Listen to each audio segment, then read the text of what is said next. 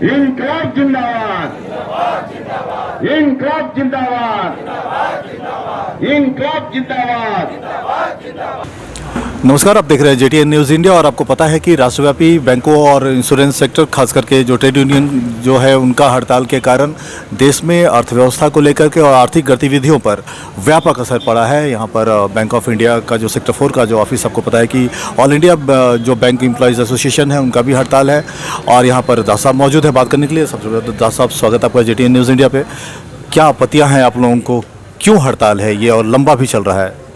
हड़ताल का मुख्य कारण यह है कि सरकार की जो आर्थिक नीति है वह जन विरोधी है। मूलतः जन विरोधी इस मामले में है कि सरकार तमाम चीज़ों को निजी हाथों में सौंपना चाहती है। जबकि देखिए, यह जब आज़ाद हुआ था भारत, उस समय यह निर्णय लिया गया था कि हाँ, मिश्रित अर्थव्यवस्था होगी। और मिश्रित अर्थव्यवस्था में कुछ सेक्टर निजी क्षेत्र में फले फूलेंगे और कुछ ऐसे हैं कोर सेक्टर हैं जो सरकार के हाथ में रहेंगे। बैंकिंग भी एक कोर सेक्टर है। और क्यों किया गया था? इसलिए किया गया था कि इसका मुख्य कारण यह था कि जब आप कोई भी आप डेवलपमेंट करिएगा, आर्थिक विकास करिएगा, तो उसमें बैंक की भूमिका बहुत अहम हो जाती है। लेकिन जब निजी हाथों में यह जाता है, तो निजी जो कॉरपोरेट घराने या निजी कोई भी मालिक होगा इसका, तो उसका उद्देश्य कभी भी समाज सेवा नहीं हो सकता है। उसका लाभ अर्जित करना होगा। और लाभ अर्जित करने का दूसरा उसकी और भी चीज़ है उसमें दिक्कत। आप जानिए कि आपको पता, आप लोग पत्रकार हैं, जानना चाहिए आपको कि निजी बैंक सब जो है उस पर RTI लागू नहीं होता है। वो RTI में आप प्रश्न भी उससे नहीं कर सकते हैं। मैंने इतना तक उसको छूट दिए हुए है। तो इसका परिणाम यह होता है कि भारत में आज तक 500 से ऊपर निजी बैंक बंद हो चुके हैं। लोगों का पैसा लेके वो भाग चुका। और उसको शेल्टर कौन दिया? तो यही सरकारी क्षेत्र का बैंक, यही सरकारी क्षेत्र का बैंक उसको। सब आप लोकहित के नुकसान की बात कर रहे हैं, लेकिन लोगों का अनुभव ये है कि जो प्राइवेट सेक्टर के बैंक हैं वहाँ सर्विस अच्छा है। सरकारी सेक्टर में थोड़ा परेशानी होता है, काउंटर पे काउंटर बदलना पड़ता है, अक्सर ये शिकायतें आती हैं। तो आपको कैसा लगता है कि मतलब ये पब्लिक के हित में नहीं है? कम से कम सर्विस तो सुधर जाएगा। हम बता रहे हैं आपको कि आम जनता प्राइवेट सेक्टर में जाती है क्या? आम जनता जिसको कहते हैं, जो गरीब वंचित तबका, आम प्राइवेट सेक्टर में देखे हैं कभी? आप कभी नहीं देखेंगे। वहाँ 10,000 रुपया मिनिमम बैलेंस रखने वाला ही जा सकता है।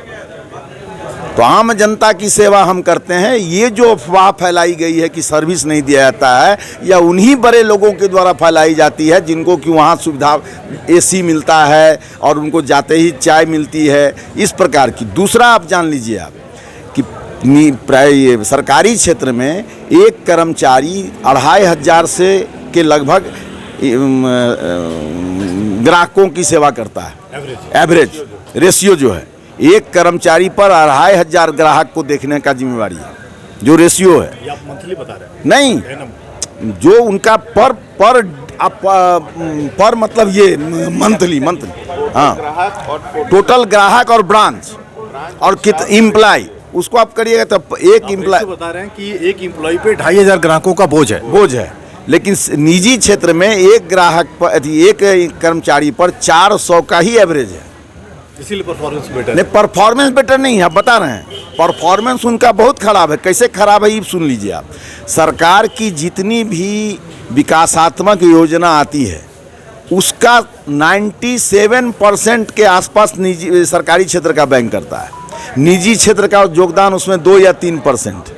तो आप यह बताइए कि हम सेवा बढ़िया देते हैं कि वो सेवा बढ़िया? उसके बाद सरकारी विकासात्मक कार्यों को लागू कराने के बाद अपना जो बैंकिंग व्यवसाय है उसको करते हुए हम लाभ भी कमा के देते हैं, सरकार को डिविडेंड भी देते हैं, जो उन्हीं का बैंक है, लाभ वही लेते हैं, तो लाभ भी कमा के देते हैं। और उसके बाद हम जन सेवा भी करते हैं, विकास के काम भी। और हमारे यहाँ एक भीख मांगने वाला भी आता है, वो भी उसका खाता भी खोलते हैं। लेकिन क्या ये निजी क्षेत्र का बैंक कर सकता है क्या? तो जहाँ तक यह जो बनाया गया है, छवि जो बनाया गया है, यह मार्केटिंग है उनकी, जिसको कि आप पत्रकार लोग भी प्रश्रय देते हैं। हम लोग प्रश्रय नहीं देते हैं। दास साहब, चलिए कैटेगरिकली हमको 3 पॉइंट ये बता दीजिए कि सरकार इंप्लीमेंट करने जा रही है, और वो 3 कौन से मुद्दे हैं जिसका आप व्यापक विरोध कर रहे हैं? पहला मुद्दा ये है कि अभी आपने सुना होगा कि नेशनल मोनेटाइजेशन पाइपलाइन करके एक प्रोग्राम उन्होंने लाया। उसका मतलब ये है कि राष्ट्रीय स्तर पर राष्ट्र की जो संपत्ति है, जो सरकार की संपत्ति है वही राष्ट्र की संपत्ति है, तो राष्ट्र की जो संपत्ति है उसका वो विनिवेशीकरण करके निजी हाथों में देना चाहते हैं, जिसमें कोर सेक्टर भी, उन रक्षा क्षेत्र भी है जो भारत के सुरक्षा के लिए भी खतरा है, बैंकिंग सेक्टर है, इंश्योरेंस सेक्टर है, ये तमाम सेक्टर जो इस प्रकार के हैं कोर सेक्टर सब, उनको भी इस प्रकार विनिवेश करके या उसको पूरा का पूरा निजी हाथों में सौंपने की तैयारी की जा रही है। यह बहुत बड़ा संकट का विषय है। ये आम जनता अभी समझ नहीं रही है, यह बहुत संकट का कारण बनने वाला है। दूसरा विषय जो है कि भारत में जो श्रमिक हैं उसके लिए बहुत ज़माने पहले से, काफ़ी लंबे अरसे से श्रमिक कानून थे, 44 श्रमिक कानून थे, जिसके अंतर्गत की उनको सुविधा प्राप्त थी, बहुत सारी सुविधा प्राप्त थी, उनका प्रोटेक्शन था। उसको बदल के 4 लेबर कोड में उन्होंने ले आया है, जिसके तहत कि कर्मचारियों को हड़ताल तक करने की सुविधा नहीं मिलने वाली है। अपनी बात रखने पर भी उनको हो सकता है कि सजा हो जाए। तो आप मालिकों के हक में निजी, एक तरफ आप निजीकरण कर रहे हैं, दूसरी तरफ उनको यह अधिकार दे रहे हैं कि जब चाहे हायर एंड फायर, जब चाहे रखें और निकाल बाहर करें। तो आप समाज के साथ, वो भी समाज के ही लोग, हम लोग भी हैं जो भी नौकरी करते हैं, तो समाज के में बेरोजगारी को बढ़ावा देने का काम आप करेंगे। ये हमारा दूसरा विरोध है। तीसरा विरोध हमारा है कि आज भी जितने ये NPA हैं, जो लोन है, उसके लिए हम पिछले 40 वर्षों से डिमांड कर रहे हैं कि आप इसको जो है सो क्रिमिनल लॉ में तब्दील करिए, आप क्रिमिनल ऑफेंस होना चाहिए। लेकिन आज तक किसी सरकार ने इसको क्रिमिनल ऑफेंस में नहीं शामिल किया है। आप क्रिमिनल ऑफेंस में एक दिन जो NPA जिसके पास पैसा पड़ा हुआ है उसको अगर आप एक दिन रस्सा बांध करके हाथ में बाजार में घूमी, दूसरे दिन सारा पैसा आपका आ जाएगा। लेकिन आप उनको नहीं करते हैं, इस कारण से वो छूट ले रहा है और फायदा ही नहीं उठा रहा है। आपको विश्वास नहीं होगा जान के, अभी आपके सामने इलेक्ट्रो स्टील 13,500 करोड़ का लोन था, अब 5,000 करोड़ में उसको जो है सो सल्टा दिया गया। तो ये 8,000 करोड़ जो रुपया है वो किसका गया? पब्लिक का गया। इस पर कोई चिंता नहीं कर रहा है। ये सब हमारे 3, आप बोले तो 3 मुख्य मुद्दे ये हैं। हड़ताल का जो मुख्य कारण है वो है सरकार के द्वारा लाई जा रही निजीकरण की नीति। निजीकरण प्रथम दृष्टया ये लगता है कि बैंक के जो कर्मचारी हैं उनके लिए हानिकारक है, लेकिन अगर इसकी गूढ़ता में आप जाएंगे तो आप सबसे पहले हमें ये एक उदाहरण, छोटा सा उदाहरण देकर हम समझाते हैं कि अगर कोई बहुत बड़ा व्यापारी है, कपड़े की दुकान है या राशन की दुकान है, तो वो व्यापारी अपने यहाँ जो व्यापार करता है तो उसमें अपने हित की ज़्यादा सोचता है और ग्राहकों के हित का कम सोचता है। हो रही Shashi Bhushan ji, state bank of India आप लोगों के साथ नहीं है, बाद बाकी जो बैंक हैं वो हड़ताल कर रहे हैं, SBI कंफर्ट पोजीशन पे क्यों है? SBI में जो हमारे यूनियन का संगठन है वो कुछ दूसरा संगठन है और एक तरह से देख लीजिए तो सरकार फूट डालो और राज करो वाला हिसाब से चल रही है।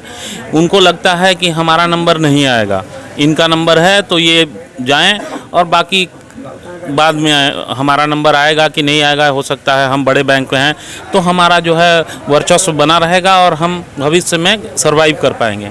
लेकिन उनको ये नहीं पता है कि जैसे अंग्रेज़ों ने किया था वही हाल उनके साथ भी होने वाला है। आज वो हमारे साथ नहीं खड़े हैं, कल उनकी भी यही स्थिति, यही दशा होने वाली है। और सबसे पहले जो सरकारी उनमें विनिवेश है वो एक तरह से देखा जाए तो हमारे बैंकों से कम है।